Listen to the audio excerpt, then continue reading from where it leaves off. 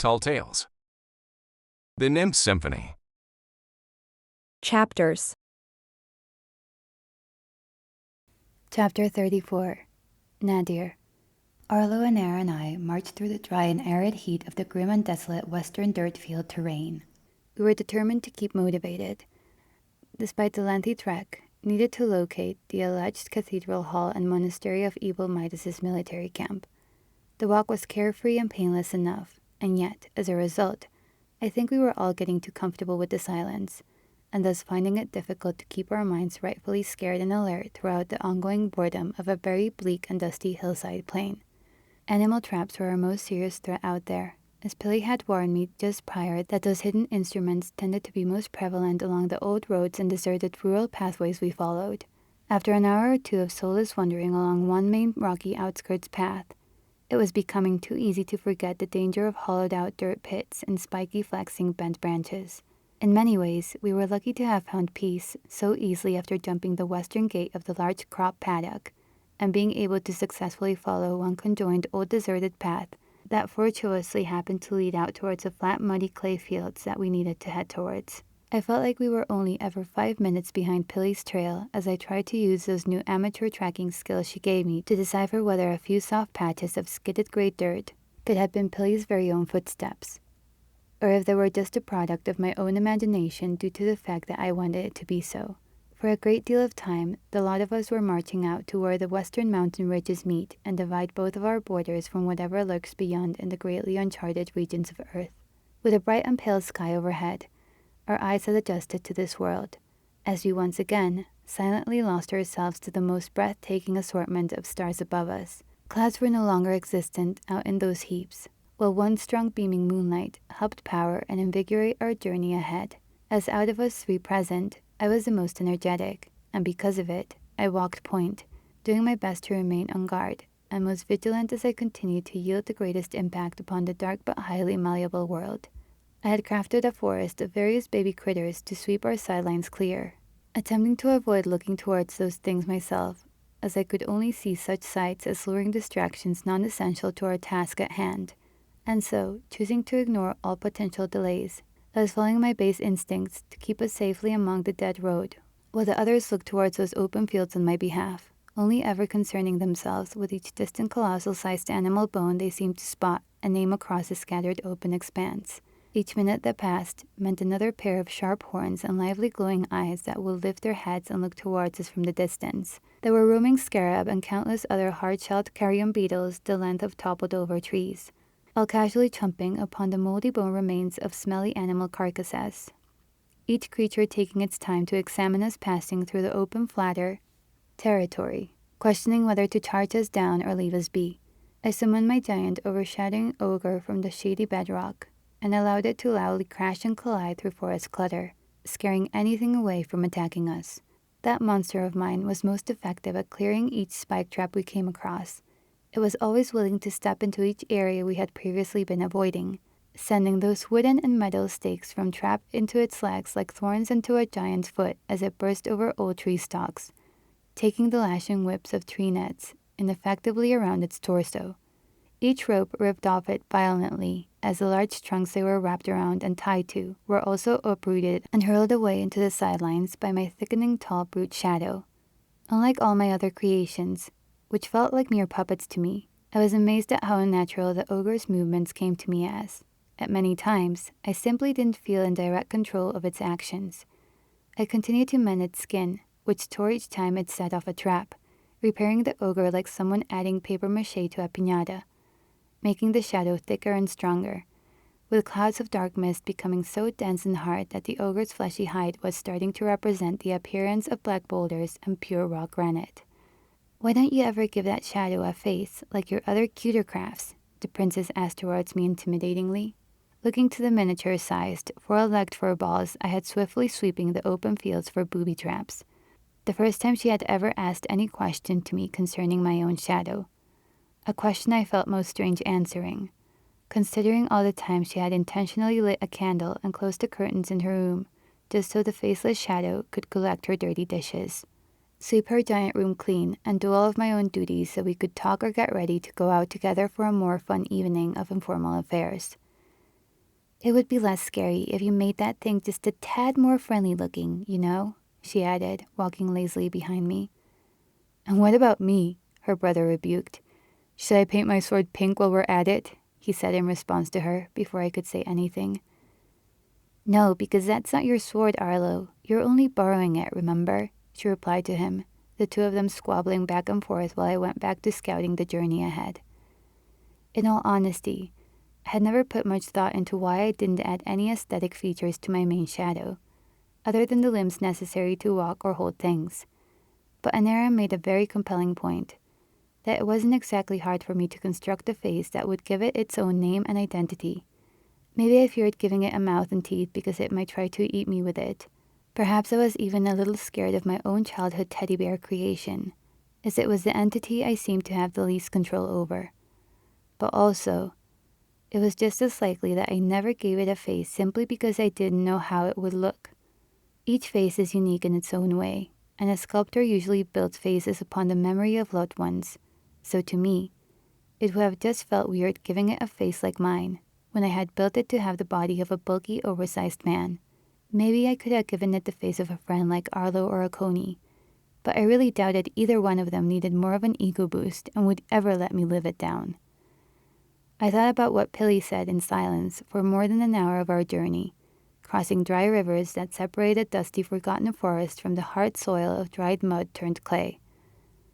As long as I had been alive, I had always had a certain insecurity about how others saw me, and I was left wondering whether the princess thought I should be doing more with my craft. I also couldn't shake the feeling that she had asked that question because she was suddenly scared of me. The way my eyes could start to glow along with my necklace as the four corners of open wilderness kept being dragged towards me, my two arms held out wide, taking the shadows in, absorbing them and sending them to my ogre to be swallowed. Until Arlo had completely recovered from his fatigue, I felt myself in charge of keeping us safe from the wilderness, and for that reason, I made that big-bellied beast as big and as hefty as the two-legged brute that had helped me to repress the spiders back in the caves.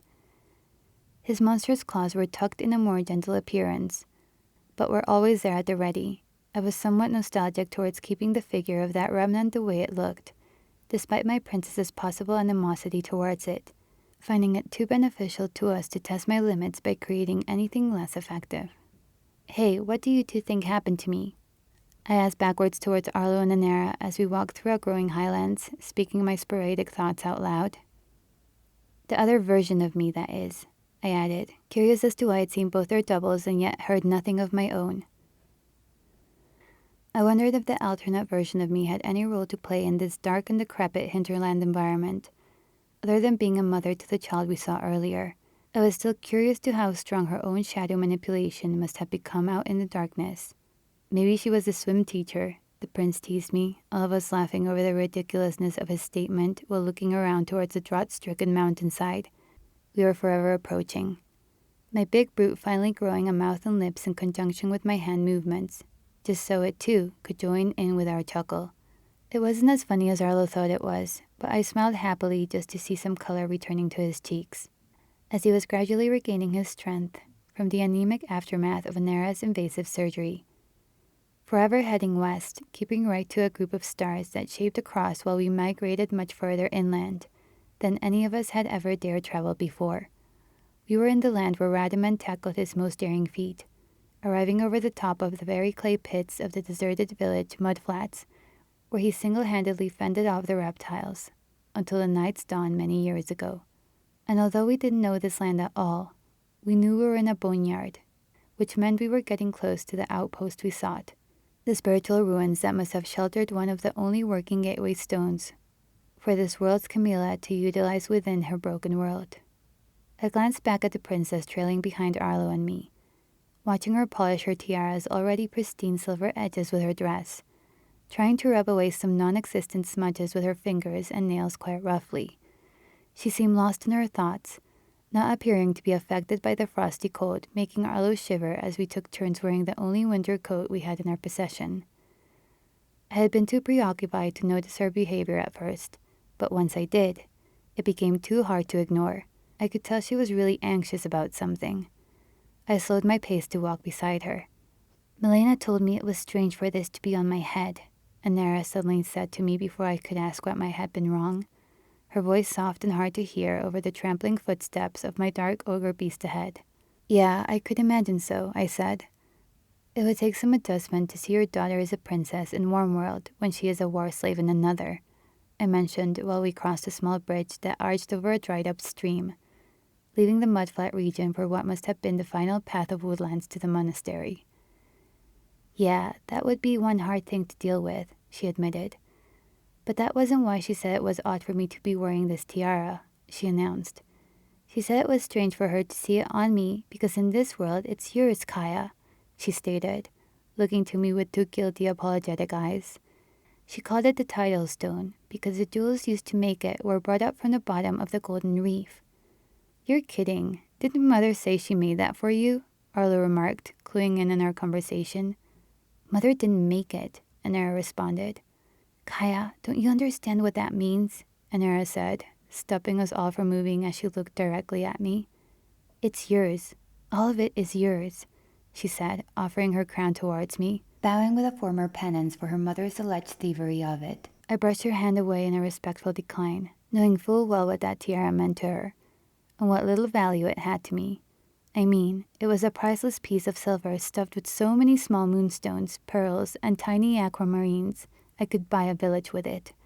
But sentimentally speaking, that tiara was supposedly handcrafted by Milena upon the birth of our princess.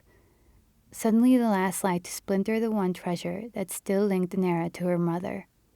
She looked ashamed, like she considered herself a fool for ever believing her mother's story to be true, personally blaming herself through two utter cowardice eyes as she resiliently tried to pass it off onto me. I don't care how it is out there. In our world, that's yours, I told her, refusing to accept it.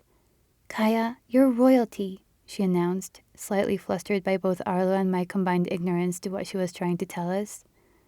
Oh, Arlo and I muttered upon reflection of her announcement, caught flustered by the absurdity of how long it took her to tell me. Cool, I stated, looking at my prince as he too nodded his head in acceptance of the news. Well, how about that? He said under one similar but rather placid tone. Care to explain?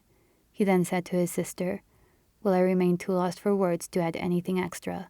Anna told me you're the Duchess of the Lorelei, the king's niece, she started to explain.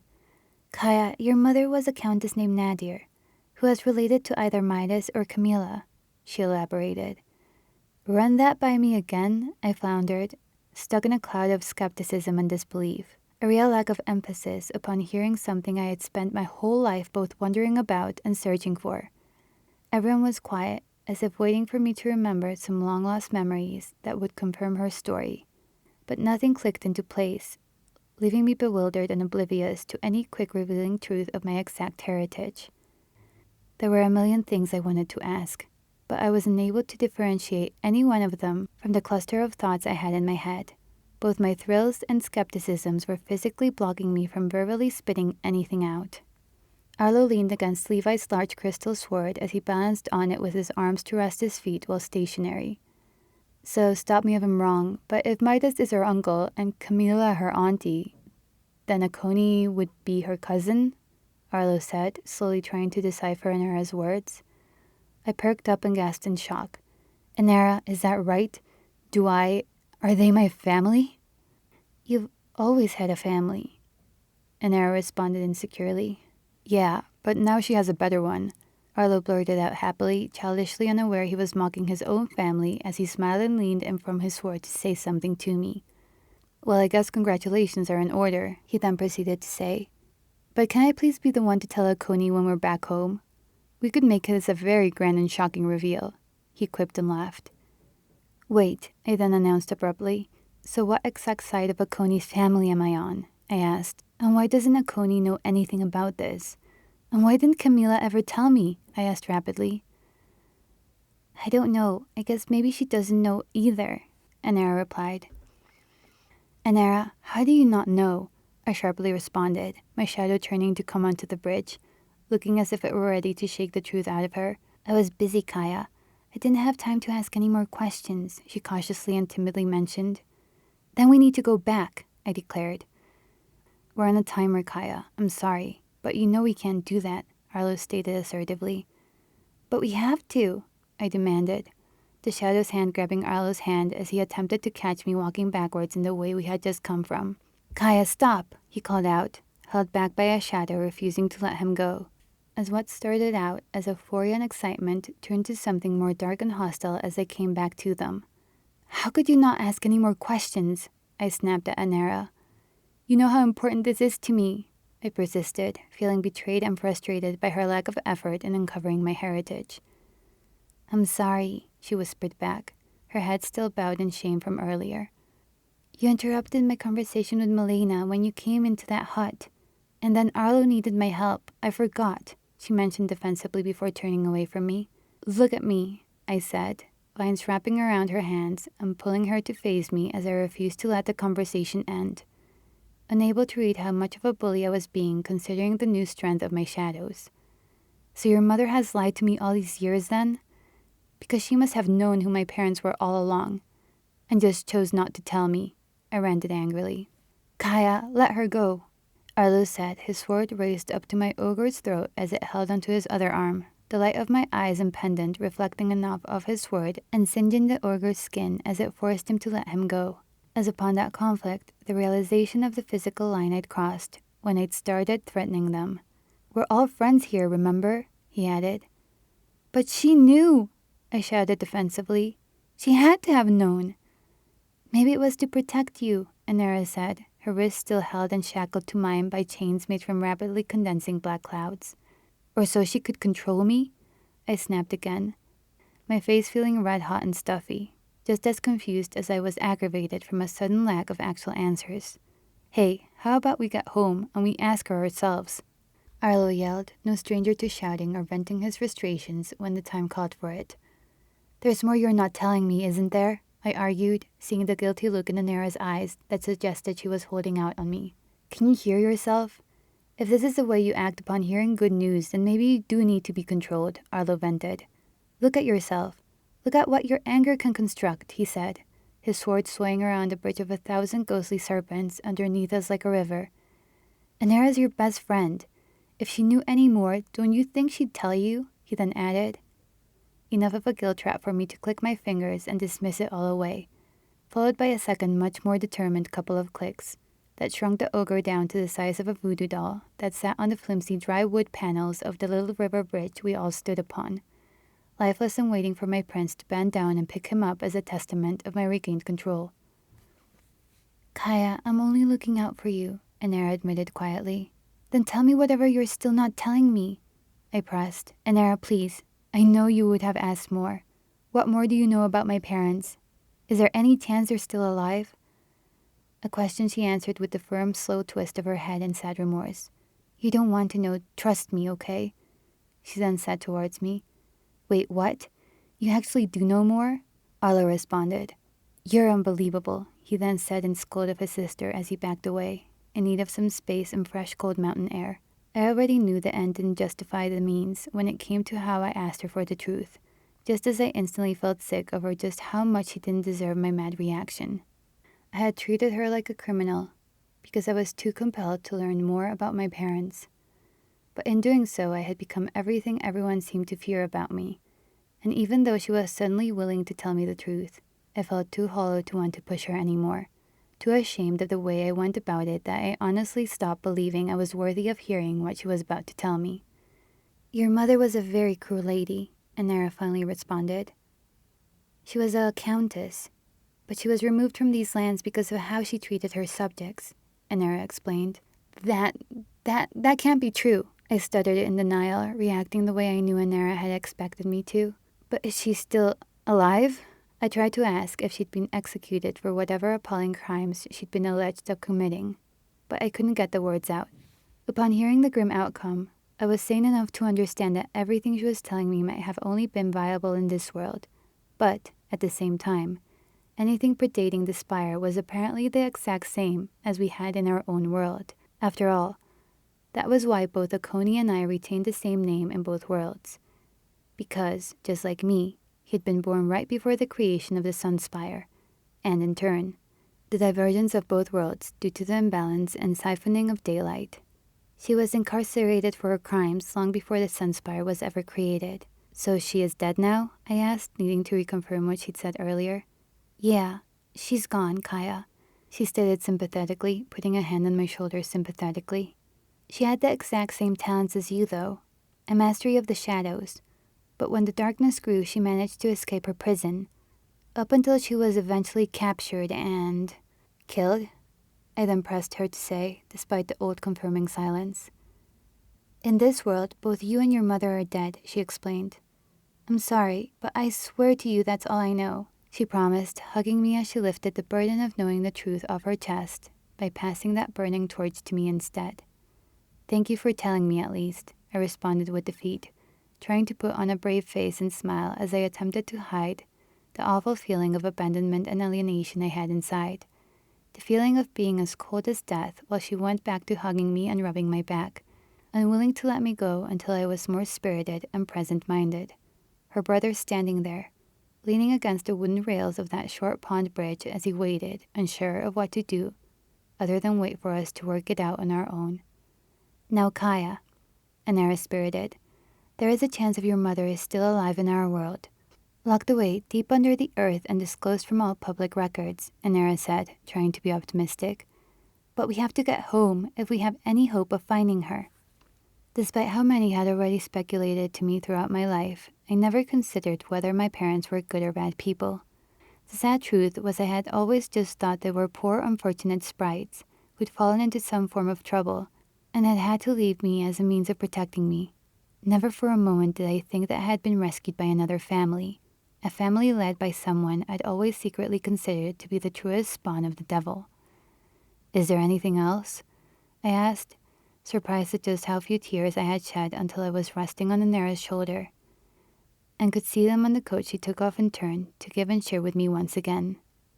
Nothing else at all, I added, speaking as soft and considerately as I could manage.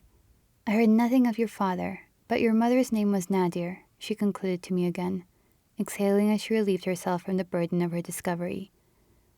This is all really nice, girls, and I hate to be that guy, Arlo said, speaking to us from the side of the bridge. But 2 worlds depend on us, he stated. And I don't honestly believe a Coney can stall the new crystal for much longer, considering the leverage our mother has against him, he said, first to exit off the bridge.